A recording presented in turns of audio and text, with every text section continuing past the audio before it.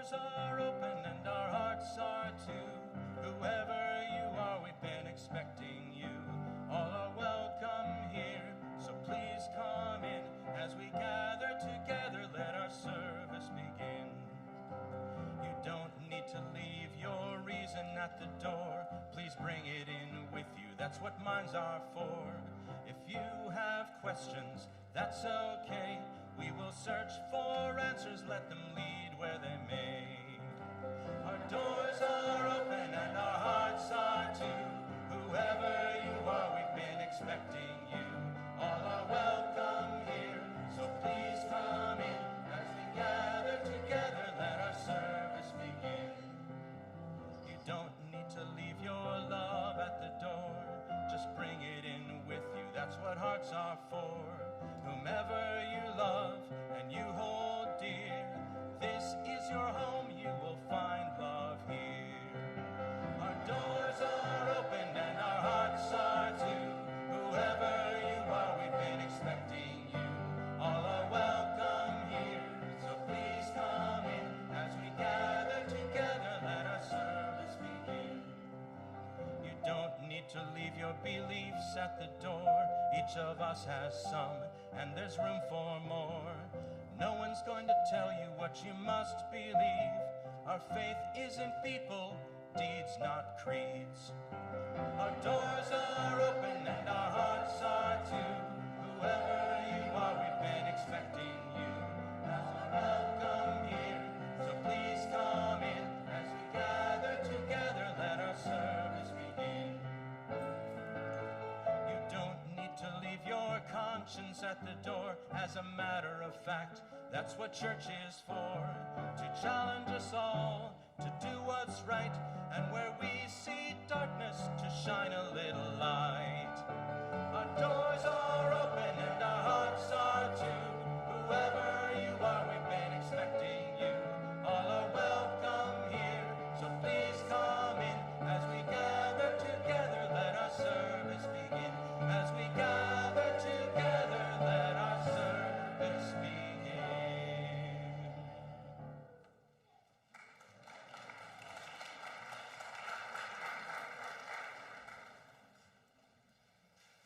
Good morning. Welcome to Mount Vernon Unitarian Church. I'm the Reverend Christian Schmidt, the interim minister of this congregation. As I like to say, whether this is your first time with us or your 1001st, know you are welcome here and we are glad to have you. Our church offers Sunday services both in person and virtually, so whether you're here in the chapel or joining us from wherever you are welcome. We gather to recommit ourselves to the mission of this church, which is to support one another in our spiritual journeys, to work for justice, to care for the earth, and to build the common good. It is good to be together. Mount Vernon Unitarian Church is a community dedicated to welcoming the stranger, working for justice, and building beloved community. And to that effort, we remember and name the original indigenous inhabitants of this land, the Piscataway, the Powhatan, and the Togs. And we remember and acknowledge those enslaved people who lived and worked on these lands. Our work to dismantle systems of oppression toward a more just future continues. I have only one announcement today, though I encourage you, as always, to look at your order of service, your emails, our website for all of the many things that are going on in our congregation. But I particularly want to invite you all. This month, our theme is creativity, and as part of that, we're doing something we haven't done in a while, which is a choir that you can show up to and participate. You don't have to be talented. You can be any age. You can just be a part of it. And we're performing a week from today on Sunday, but we encourage you to stay after service today to do a brief rehearsal, and then join us next Sunday before service for another very brief rehearsal, and then we're going to sing. So if you have ever thought about it, come, be a part of it. Or rather, stay, be a part of it, because we're rehearsing right after service, just a few minutes after we sort of finish up. In our service each week, we take a minute to greet one another, and especially anyone you don't yet know well. So take a moment to do that. I want to especially invite our audience virtually. Say hi to all of them. Hi. And encourage you to greet your neighbors.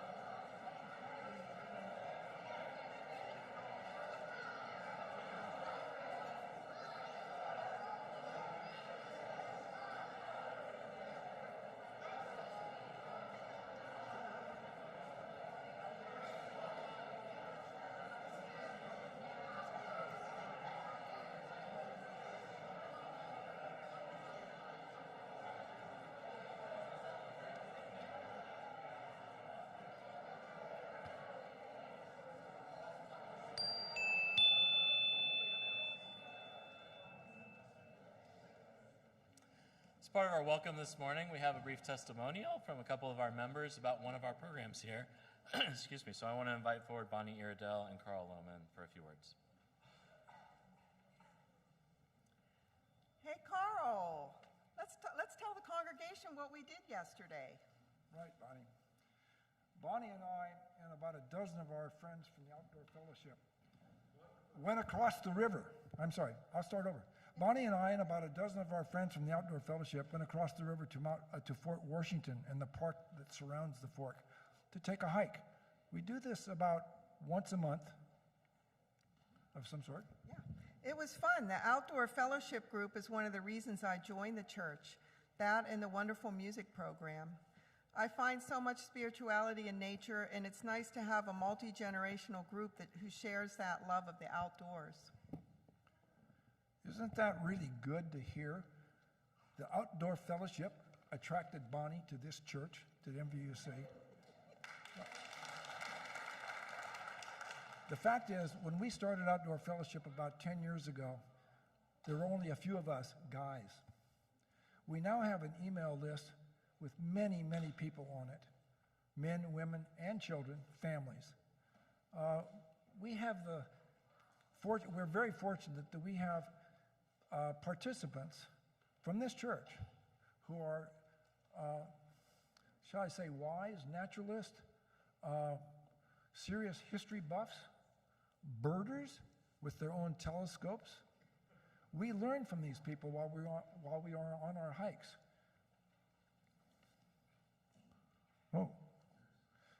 Yes. We have so many places that we can go to here as well. It makes it very easy for us to plan hikes. We have city, county, state, and national parks all around us.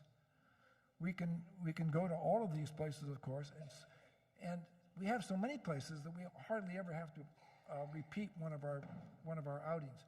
However, we do, because some of them are very popular, and we should. Oh, yes. And this came up yesterday. At the end of our hikes or our other outings, we often picnic or go to a restaurant that we like to find. Yesterday, the warning was rain. So a few people brought their picnics. Many of us did not.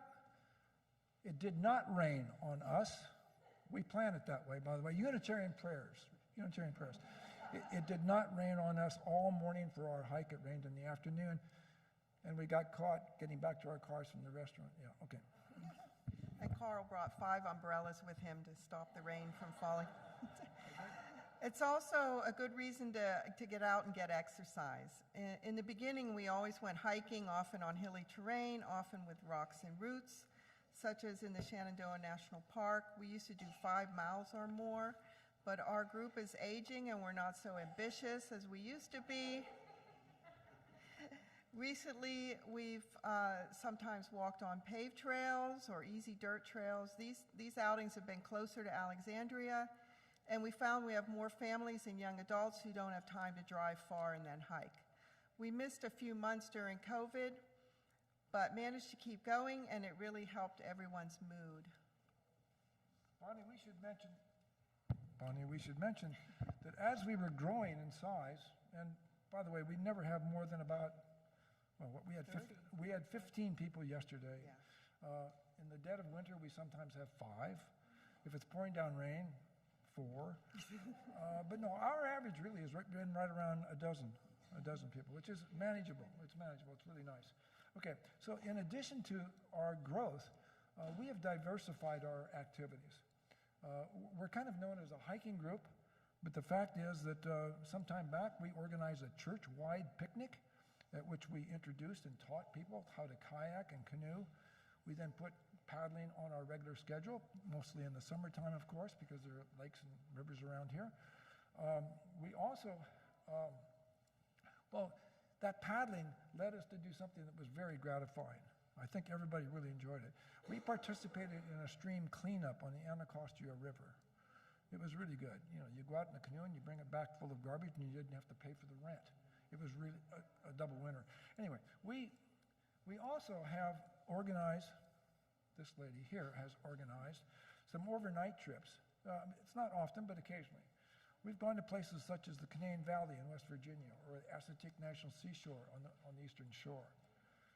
In addition, and particularly during COVID with our shorter, closer-in hikes, we have visited a number of beautiful gardens, historic homes, monuments, memorials, such as a walking tour of Arlington National Cemetery. We've also had tours of Gettysburg, Old Town Alexandria, and Annapolis.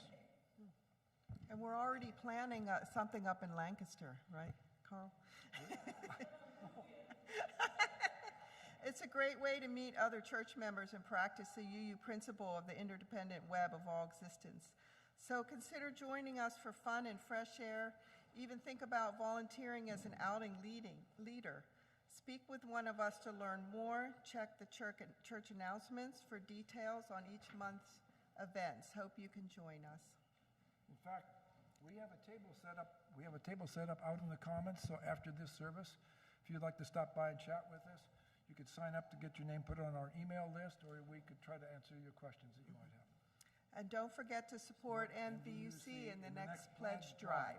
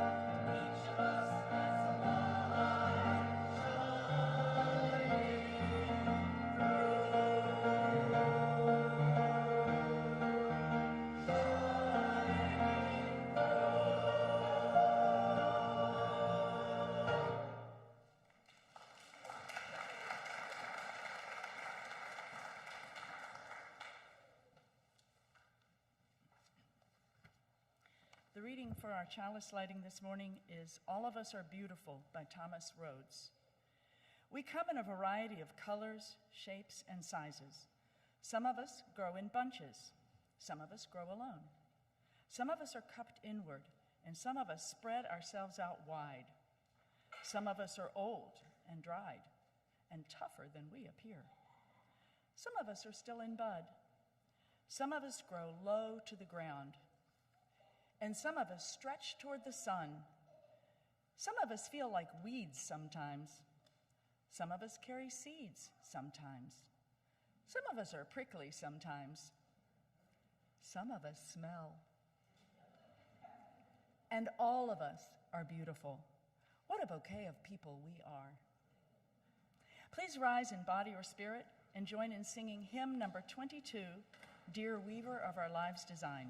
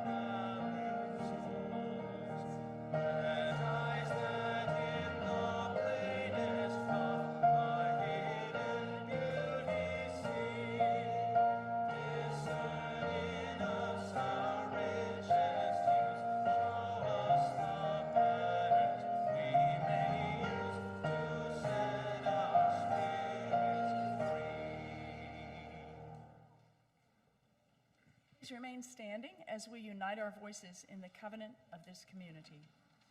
Love is the teaching of this church. The quest of truth is its daily task, and service is its prayer. To dwell together in peace, to seek knowledge in freedom, to serve life in community, to the end that all souls shall grow in harmony. This is our covenant with each and with all.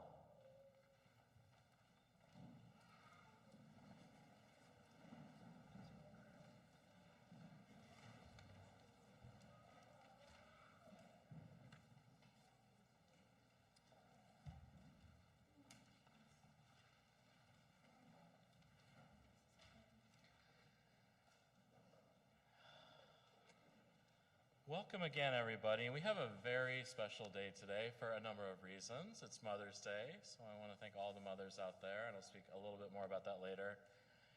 But especially today, we celebrate flower ceremony. Those of you who have been around Unitarian Universalist communities are probably familiar with this very special ritual we do, but those who are not, I want to tell you a little bit about it. 100 years ago this year, Norbert and Maja Čapek created this ceremony as a way for their congregation.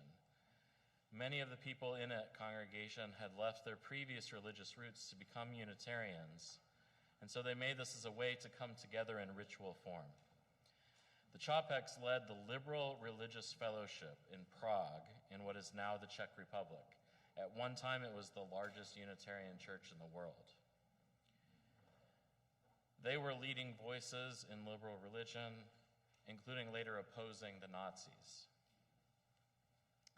In their church, they wanted something to bring the community together, to make them feel like they were all part of something. But traditional religious rituals and practices, they didn't think that was going to work. They needed something new, something that they connected with, especially as their own. And so Norbert walked among the hills and fields of his homeland, and he was struck by the beauty of the wildflowers. This, he thought, might work. And so he invited his congregation, each and every person, to bring a flower on one Sunday. And they put them together, and then each person got the chance to take a flower home, too. 100 years ago, in 1923, he led the first flower ceremony. And then in the 1940s, Maja brought this ceremony to United States congregations, beginning at the First Parish in Cambridge, Massachusetts. The ceremony is a ritual and a metaphor for us. Like the beautiful flowers we see here, each of us is different, but no less beautiful for that difference. And when we come together, we form something more than any of us is alone. So I want to bless these flowers, and then we'll take time to come forward. I invite you to take a flower that feels right to you, and then we'll have some lovely music and then return to your seats. So this is the blessing that Norbert Čapek wrote. Infinite Spirit of life, we ask thy blessing on these, thy messengers of fellowship and love. May they remind us, amid diversities of knowledge and of gifts, to be one in desire and affection and devotion to thy holy will. May they remind us of the value of comradeship, of doing and sharing alike. May we cherish friendship as one of thy most precious gifts. May we not let awareness of others' talents discourage us or sully our relationship, but may we realize that whatever we can do, great or small, the efforts of all of us are needed to do thy work in this world. I invite you to come forward and select a flower. Well, yeah, you can, absolutely. We'll sort of start with the first couple rows and gradually work our way back, lest everyone come at once.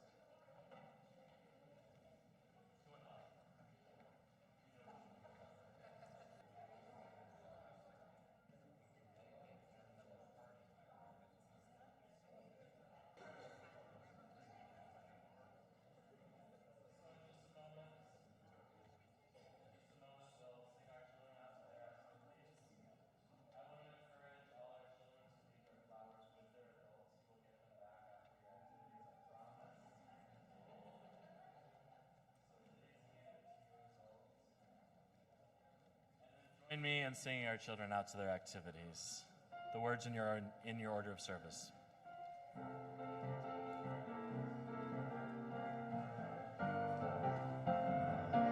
We hold you in our love as you go. May your heart be at peace as you go. To nurture the spark of your precious life. We hold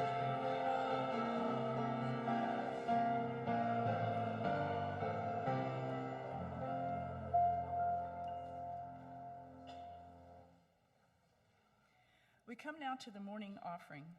At this time, MVUC asks each of us to show our spiritual and material generosity. I give because I believe in the work this church does, both within our faith community and out in the world.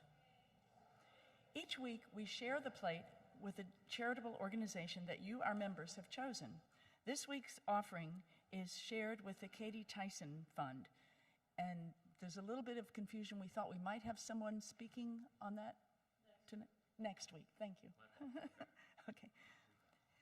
This fund was created in memory of the daughter of Herb and Karen Tyson, who was killed in a traffic accident in 2009 when she was 21 years old. It is dedicated to kindling the sparks of leadership among Unitarian Universalist youth and young adults. It supports scholarships, grants, programs for youth, young adult programs, projects, conferences, and community outreach, as well as attendance by youth and young adults at General Assembly and UU Summer Seminar. I invite you to contribute whatever you're most comfortable with to the Katie Tyson Fund and to this church community. If you'd like to write a check for the offering, please make it to MVUC and in the memo line indicate what it is for.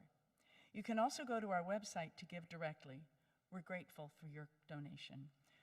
During the offering, you may come forward in silence to light a candle of joy or sorrow.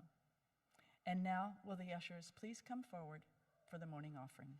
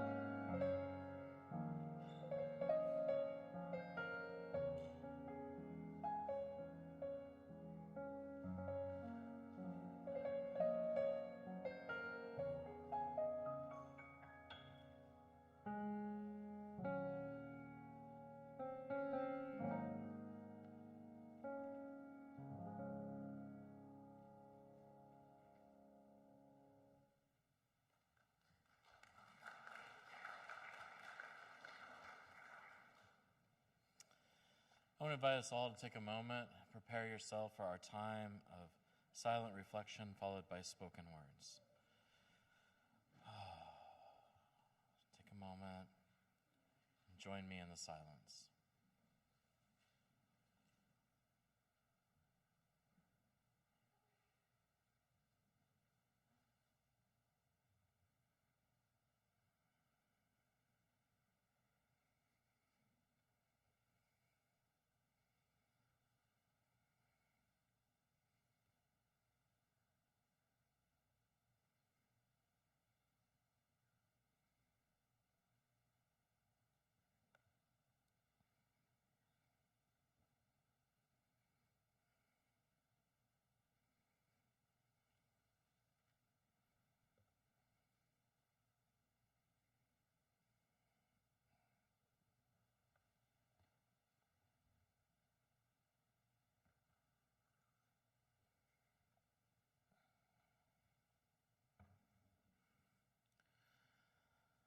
Our words today are A Prayer for All Who Mother by the Reverend Victoria Weinstein.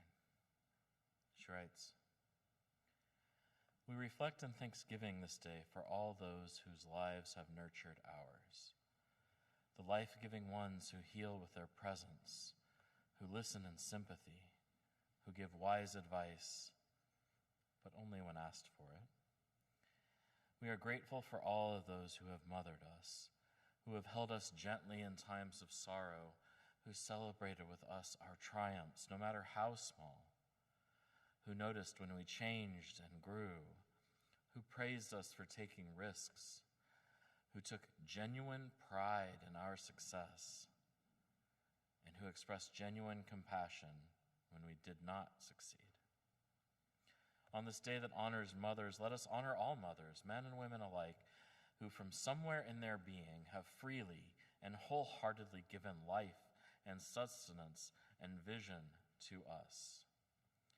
Dear God, Mother, Father of us all, grant us life-giving ways, strength for birthing, and a nurturing spirit that we may take attentive care of our world, our communities, and those precious beings entrusted to us by biology, or by destiny, or by friendship, fellowship, or fate. Give us the heart of a mother today. Amen.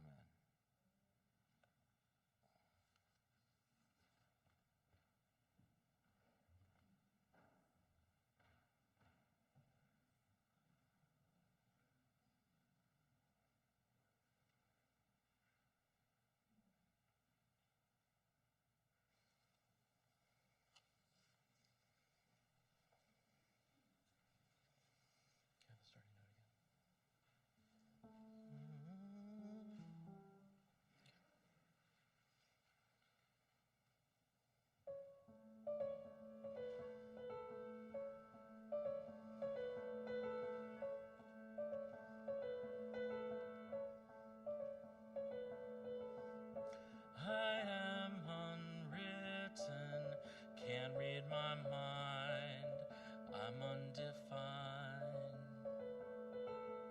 I'm just beginning, the pen's in my hand, ending unplanned. Staring at the blank page before you, open up the dirty window, let the sun illuminate the words that you could not find, reaching for something in the distance, so close you can almost taste it. Release your inhibition, feel the rain on your skin. No one else can feel it for you, only you can let it in. No one else can speak the words on your lips. Pretend yourself in words unspoken, live your life with arms wide open. Today is where your book begins. Feel the rain on your skin. No one else can feel it for you, only you can let it in. No one else can speak the words on your lips. Drench yourself in words unspoken, live your life with arms wide open. Today begins, the rest is still unwritten.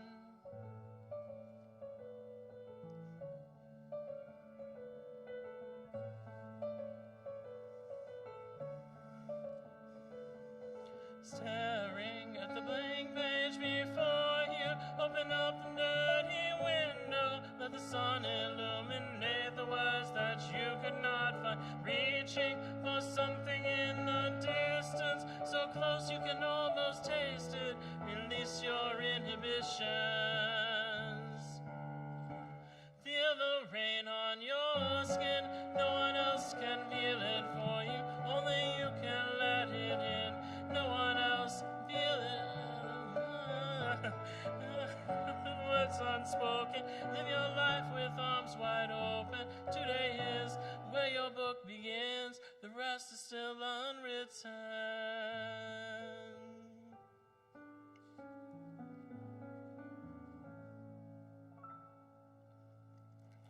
Thank you.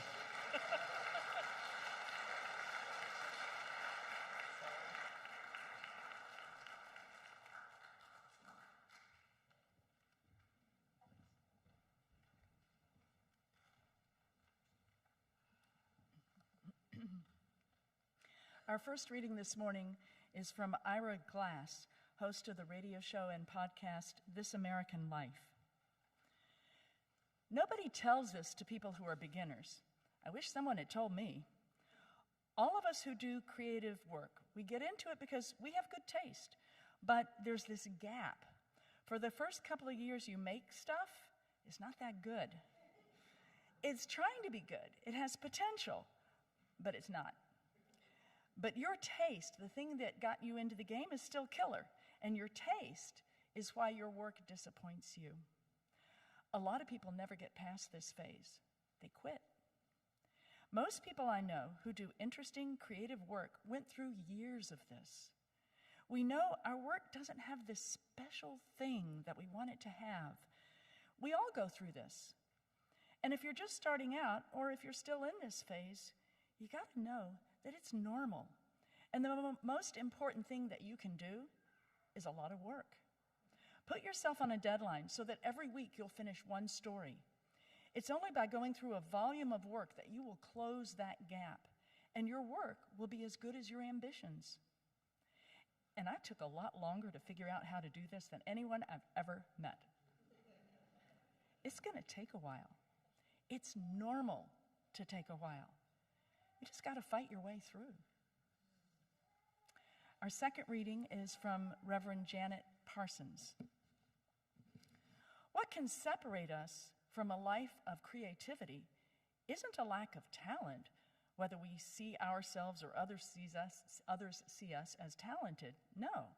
What can separate us from a life of creativity is our response to the invitation, to the call. Do we say yes when we see something, feel something inspiring us? Do we even notice? Do we walk through the door that opens, or do we say, no, I can't? To respond to the creative spirit, to notice when it is active, and to say yes requires courage and faith. It also requires hard work. There's an inherent paradox in creativity. There are those times when a swirl of ideas just found someone, seemingly naturally, without the person having to do much except hold a pencil. And yet many of you know, I'm sure, that our response might begin with saying yes to the Spirit, but our response also requires hard work to make room for it, to nurture it. We grab the pencil and hold on, but paradoxically, we also have to keep learning and growing.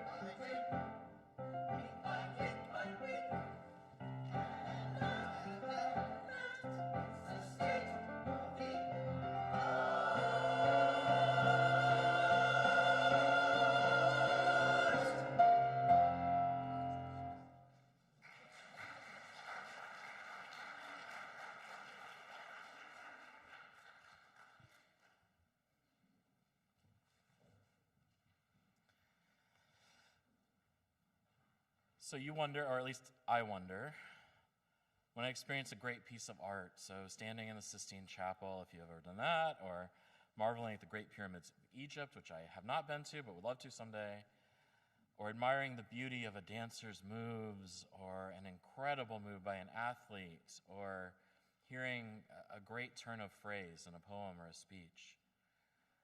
I wonder, how was that created? What happened? What led to this? Where does that sort of thing come from? And so our readings today begin to tackle that issue. How does creativity happen? We often see it depicted, at least in the movies, as like a lightning strike, sudden and powerful and unpredictable, almost out of nowhere. Is that how it happens? In an incredible burst, or is it something different? Perhaps the result of painstaking work, of an iterative process that can be a long, slow, painful dragging out of work that must be refined and shaped and tossed out and started over. And the answer, of course, is both. Both these things are true. There are times, at least for some people, when something amazing happens in an instant. Of course, it's a popular and true observation to note that this comes almost inevitably after a long and often torturous time of learning and practicing and preparation, so that the burst of creativity is more like suddenly coming over a ridge line to see an incredible view after a long, long hike. Outdoors folk, y'all know this, right? Or, the proverbial dam bursting where water has been building up for a long time, perhaps, something like that. So I've heard Ira Glass say the things that were in our reading today. I think it's a story he often likes to tell. And one of the times I heard him talk about this, it was a more expansive thing. That was just a short excerpt from it. And on this particular time, he gave some examples. Specifically, he played a clip of a news story that he did for a local radio station. This was in the 1980s. And in his own words, it is not good. The story is not only very compelling, but it's confusing. The writing is unclear, and it's just not interesting. I've heard a lot of local radio, and even among local radio, this was pretty mediocre. And he's the one pointing this out. I'm not digging on him or anything. But I think you would be hard-pressed not to agree with him about this. And then he said something incredible. He said that this was a piece of work he did in his 7th year working in radio. 7 years in, and this guy who is now acclaimed as a great creator of radio content, maybe even a genius, he was really not very good 7 years in. What happened? Did he have some sudden insight? And he says, no, he got better.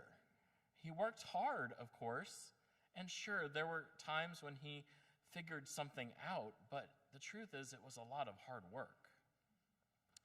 And what I take from Glass's story, and from my own experience in the creative field, and from others I've seen in those fields, is this: if you need it, you have both my and the universe and everything's permission not to be good. Your efforts may be downright awful. You might get better. In fact, you almost certainly will if you're just starting something. But even if you don't, so what? If you are not a professional in whatever field you are working in, then the quality of your work is really no one's concern. I love sports, as I think many of you have heard me say from this pulpit. Am I a professional athlete? Absolutely not.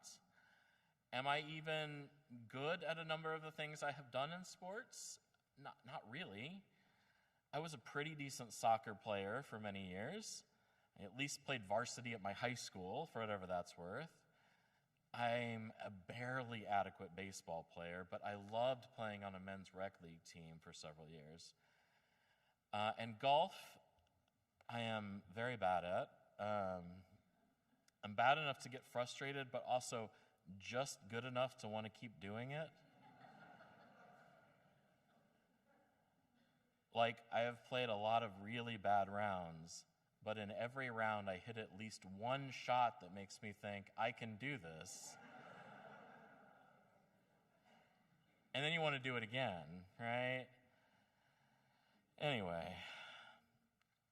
but that's sort of the point, is because what I treasure from golf and from all sorts of things is those moments of creativity that you can really feel. When I used to see an opening in a soccer game and make the right move, which I often didn't, but when I did make the right move and it opened up the field, it set up a goal for someone.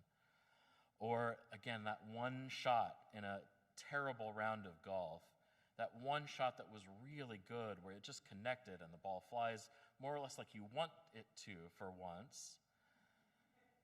It's really amazing. Or I like to sing. It was not my best effort today, but I really liked that song and I wanted to do it. I think I'm a pretty decent singer, but I'm not a professional. And I learned that fairly early on when I saw people that were just infinitely better than I was, and I thought, I might be able to do that, but I don't know that that's what I want to do. But I feel those moments when the music is in me and part of me, and it just works. And I know those of you in the visual arts or dance or whatever it is may have the same sort of experience in ways that I absolutely do not connect with. I don't like to draw or paint, and I don't think I'm any good at it, but I'm glad it works for you. Really, really I am. So whatever you connect with, it might not be my things, but it's your things. That's great. We are different and beautiful, just like our flowers.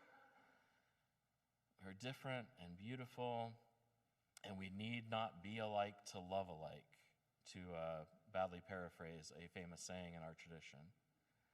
So Ira Glass worked at it and became incredibly successful and good, and it took years and decades, but he got there. And one thing that I think he would talk about if he was asked, but he doesn't in the clip I'm talking about, is the power of group creative processes. A lot of my background was in music ensembles, in soccer teams, and in journalism, where if you get too precious about your own process, you will be humbled really quick. Because somebody will change your work and you will get really upset and they will tell you to get over it. And in fact, if you can take a moment, you will realize that almost every time an editor changes your stuff, it makes it better, as much as it hurts your ego to admit that. And then, of course, later I was the editor and I had to have that conversation with people. Anyway.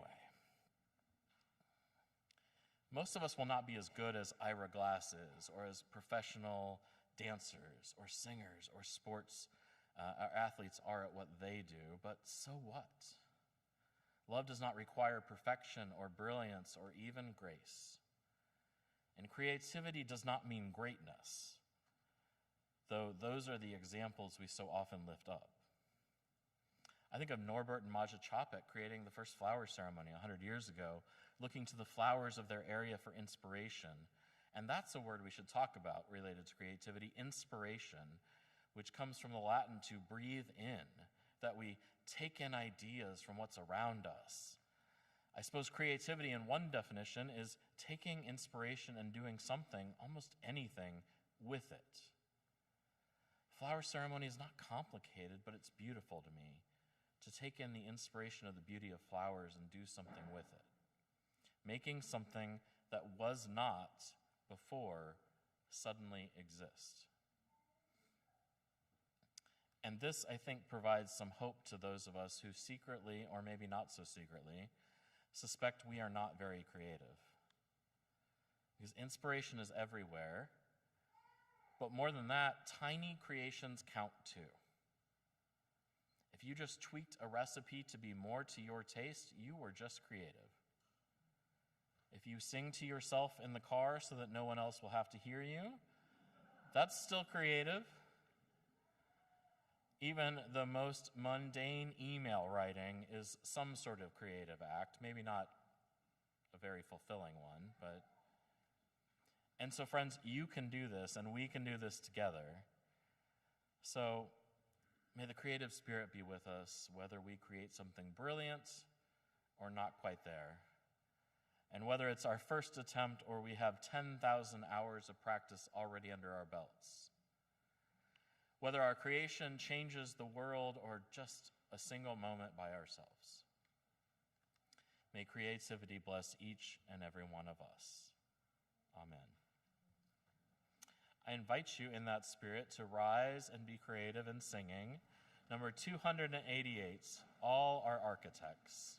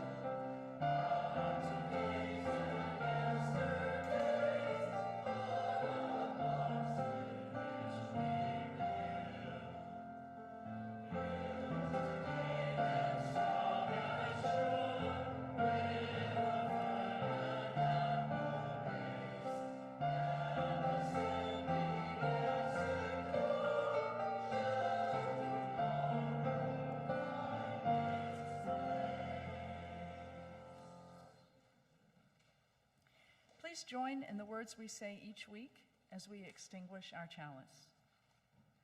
We extinguish this flame, but not the light of truth, the warmth of community, or the fire of commitment.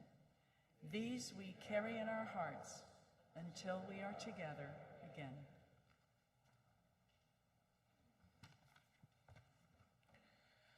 Friends, may each of us nurture the spark of creativity within, work to make sure beauty and love in our world, and support those working to do the same.